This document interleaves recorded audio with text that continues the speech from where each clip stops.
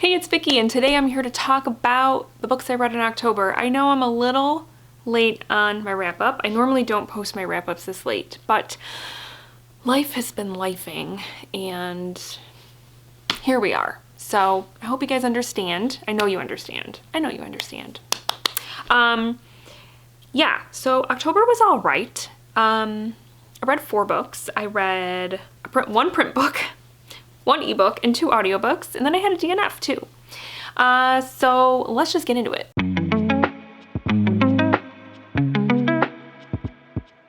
So the first book that I completed in October was Did You Hear About Kitty Carr by Crystal Smith Paul.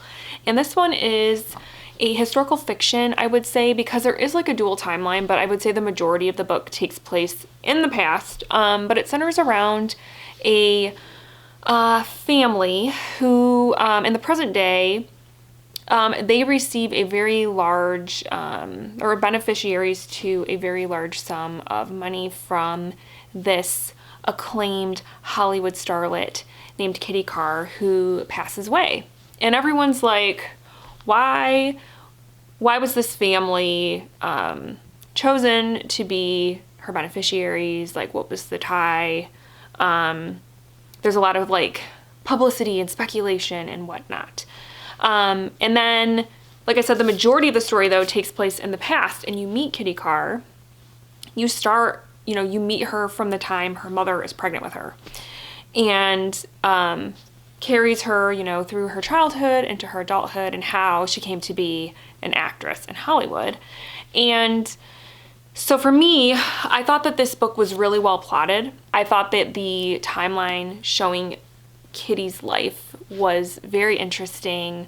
I think this book had some really interesting things to say about passing, especially for Black women in the 1950s and 1960s. So for that, I think this book was really interesting in exploring that theme and addressing that theme, and also the sort of Hollywood of it all. The chapters that took place in the present day were not interesting to me at all. I almost feel like it could have, I guess you couldn't have done without them, but I could have done without them probably. If this was just like a historical fiction book about a woman who becomes a Hollywood star in the 1950s and 60s, yeah, that to me would have been compelling enough. But they had to add that sort of like element of like, oh, but who was Kitty Carr and why did she choose this particular family to leave all of her fortune to? And so the present day chapters were kind of and the way the book ended, I also feel a little conflicted about. So all in all, I enjoyed this. I would definitely read more books by Crystal Smith Paul, especially if she, I don't know if this is her debut novel, honestly. I don't even know. But if she had more out there or puts more out there that have a historical fiction vibe, I'll probably pick them up. But this one for me was a 3.5 star. Then let's talk about my DNF. Let's just get that out of the way. I DNF'd The Wicked Sister by Karen Dion, which makes me kind of sad because she's a Michigander. I've actually met her in person. I went to one of her like author events because she came to my local area when she wrote The Marsh King's Daughter, which was her book before this one, which I really enjoyed. And that's why I wanted to read this one. And I DNF'd this about, I was probably 100 pages in or so, because I did not like the vibe of the story. I loved the Michigan vibes and all of that. Some of the places she describes, I'm like, I've been there. It's awesome. Love that. But the plot of this, first of all, the first like little bit when we meet our main character Rachel, and she's in this mental hospital because she thinks that she killed her parents. That whole thing to me was just like unrealistic. Yeah. So that was sort of the first strike. And then the direction the book was going, in terms of what really happened with her family, her parents' deaths. It seemed very clear once there's like a chapter where it starts to show you flashbacks and the perspective is her mom. And I immediately am like, oh, okay, that's what's going on here. And I was like, no, I'm not interested in that. Because it leaves nothing to sort out. It took out all of the mystery. And then there was like a scene right before I DNF'd it that I read that I was like, are you kidding me? Totally unrealistic.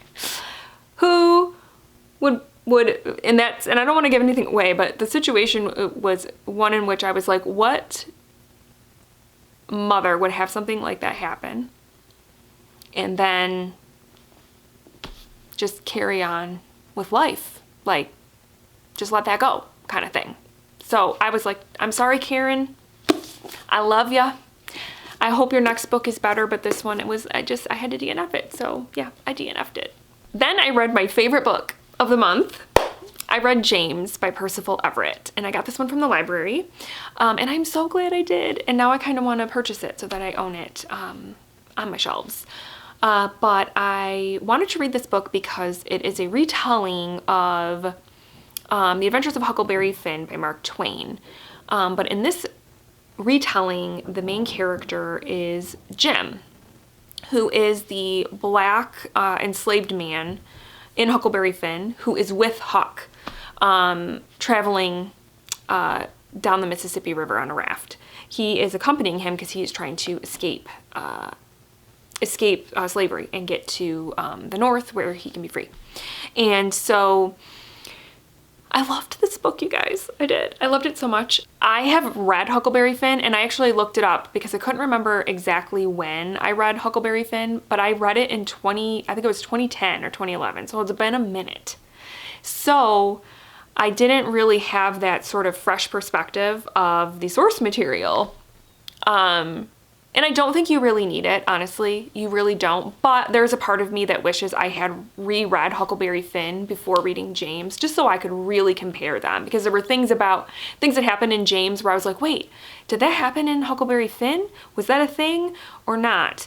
And so I kind of wish that I had read Huckleberry Finn, but you definitely don't have to read this book and enjoy this book. One of the biggest things I loved about this was that Percival Everett, it had this kind of like Huckleberry Finn had this sort of blend of adventure and humor, but then also some very heavy and dark scenes. And it just blended so well together. And I loved how in this book, because I know this wasn't a thing in Huckleberry Finn, but in this book, Jim, like I said, he's an enslaved black man. And when he talks to people that are white, he uses that sort of language that when you're reading literature and things, how black slaves spoke. They have a certain, I can't think of the word, but a certain way of speaking. And it's comes across as childlike or naive or even uneducated, right? And in this book, you find out that they only talk that way around white people. And it's sort of like a safety mechanism. And I thought that was really interesting because there's so many scenes in the book where Jim, it's almost like he's code switching because he'll be with, let's say, Huck, because even Huck, he uses that language with Huck.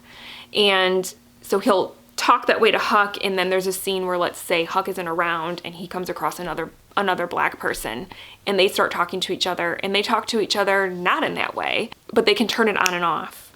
But there are a few scenes where he slips and Huck is like, why are you talking like that, Jim? And he has to kind of cover up and be like, oh, what do you mean? What do you mean? You know? And I loved that part. I loved that, that he made that choice to do that in the book. And like I said, there was some pretty humorous scenes in there that were like, one in particular that was like utterly ridiculous that had me laughing. And then there's scenes, especially towards the end, it gets real serious and your heart is just breaking, honestly. And so it was just such a ride.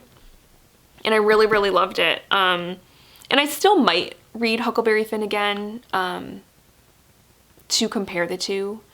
I might. I don't know. But I loved this book and I gave it 5 stars. So if you are at all interested in it, if you were a fan of Huckleberry Finn or you're curious about how this retelling is done, I would say pick it up for sure. It's well worth your read. All right, then I read on my Kindle Everyone on This Train is a Suspect by Benjamin Stevenson. This is the second book in the Ernest Cunningham series. I had to think for a second, which is like a mystery series that takes place in Australia about a writer.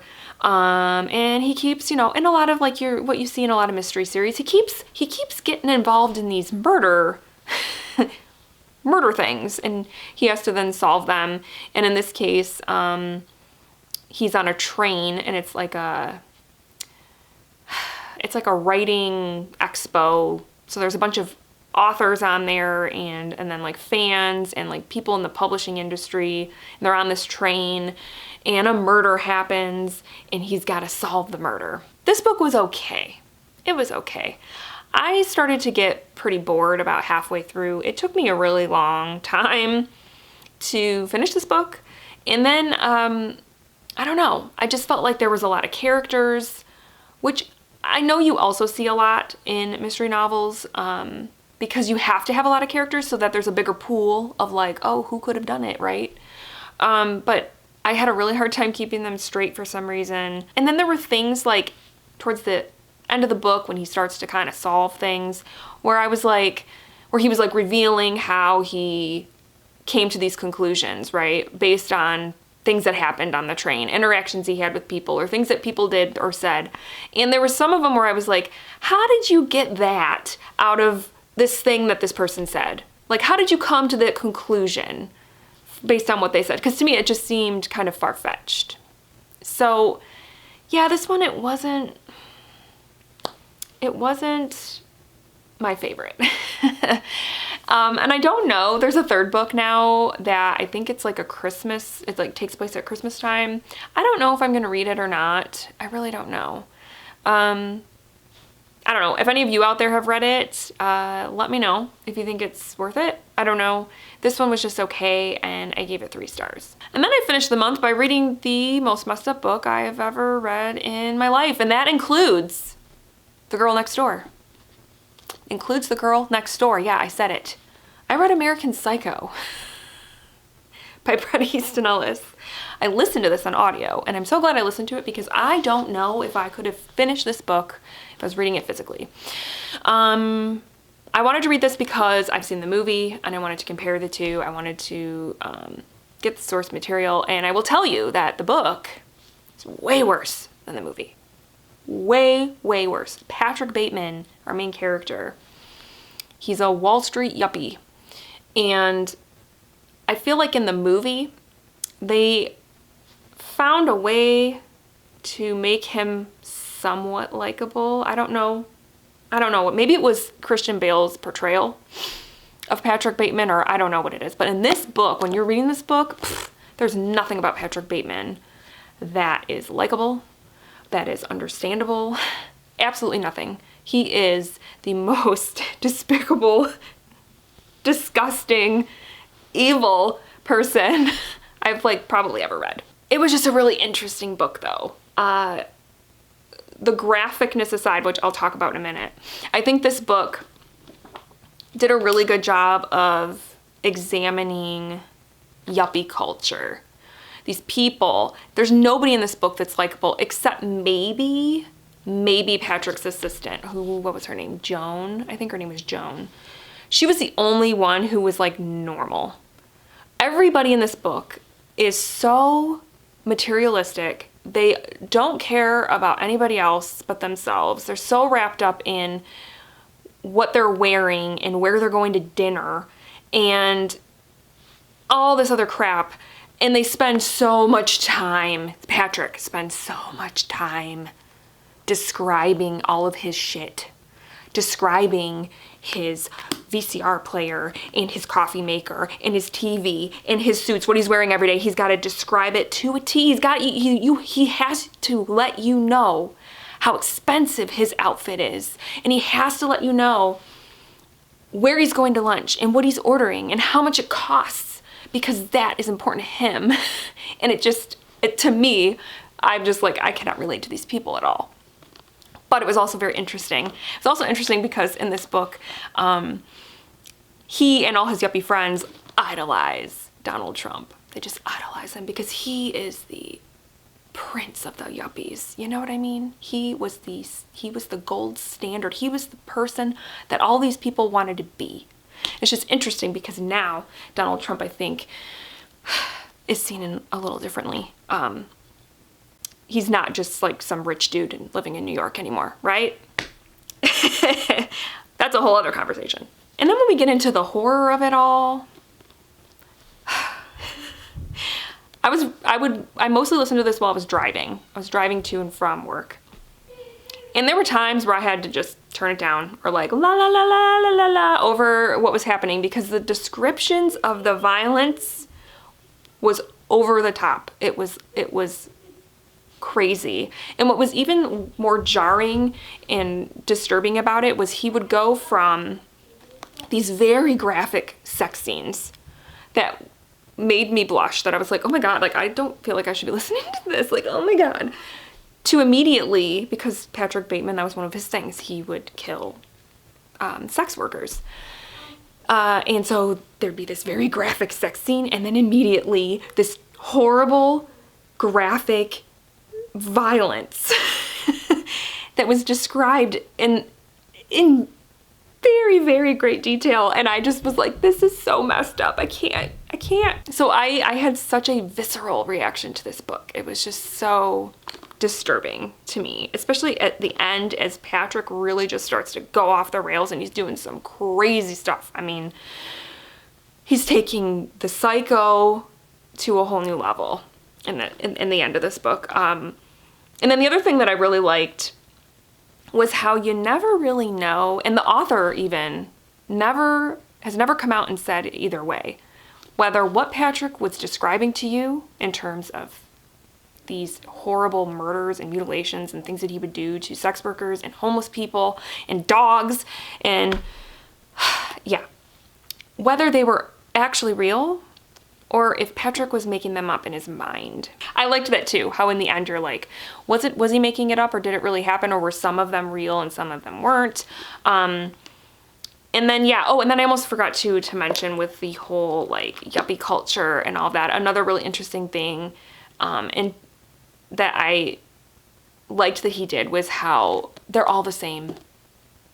A lot of them look the same, to the point that Patrick gets mistaken for other people all the time, because they all look the same. They're striving so hard to stand out and be these like elite, awesome people. But at the end of the day, they all look the same. They all act the same. They're all the same. There's no like uniqueness going on. And I thought that was really interesting too. So this book gave me a lot to think about. It did. However, I knocked a star off. It would have been 5 stars. I knocked a star off because this book was too long. 400 pages of this Patrick and his nonsense was too long for me. I think you could have easily knocked 100 pages, 150 pages off of this book, and it would have still had the same effect, I think. So that was my only gripe. It was way too long.